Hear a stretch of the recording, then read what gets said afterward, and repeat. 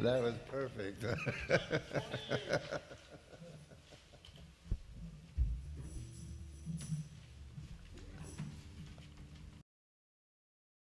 Welcome to Ohav Shalom, Messianic congregation. We have been here for many years, and we are a voice crying in the wilderness, the wilderness of what America is becoming. It seems like we're having quite a struggle, and it's like the more we listen to the news, it seems like, where are we all going? In the news, of course, in recent weeks, we've especially been focused on Israel and the United States taking away some of the munitions that were recently voted in by the Congress. So here it is. There was a big ruckus about getting these appropriations through for the purpose of the weapons, and now all of a sudden the president says we're not going to send Israel these munitions. So does that sound like it's blessing Israel? Will somebody please tell the president that Genesis 12, it talks about, I will bless them that bless thee and curse them that curse thee. Will somebody inform the president of that? Now, the really stupid part of this is the big complaint has to do with the 2,000-pound bombs, and we've heard this. That's the one big thing that the president's going to hold up on sending. The reason for the 2,000-pound bombs is because those are bunker busters. In order to get rid of the tunnels, you have to have a bomb that will reach far down. So those are special bombs for that purpose. Another purpose of that particular bomb is its precision bombing. In other words, it will just take out that particular location, that particular building. So if you're really concerned about the civilians, then you want to have precision bombing rather than, so the whole thing is cockeyed. It's all cockeyed. So we do favor Zion. The scriptures say that Israel is the apple of God's eye. So it's a very sensitive area when you start messing with God's eye.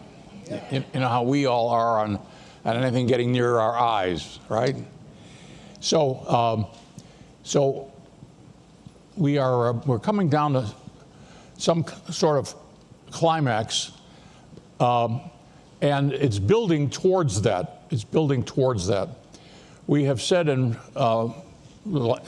since October 7th that we've been focused especially on Isaiah 11 and Isaiah 17, which describes a war in Israel.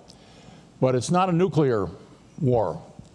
It will first be towards the west, which is Gaza, and then to the north, which we expect to be activated at any time.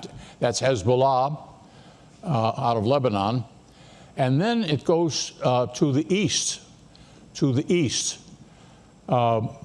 to the east is the West Bank and the East Bank being Jordan. And it specifically mentions Ammon, Moab, and Edom. Those are the three ancient names for the territory which is now called Jordan.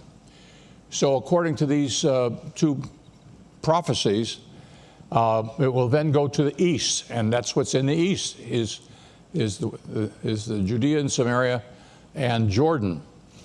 And then it says following that there will be a strong wind from the east that will sweep down on the southern portions of Israel to Egypt.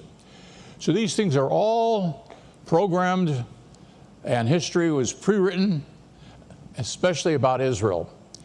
And we're living in the times that are predicted, and that for thousands of years, kings and prophets have longed for these days,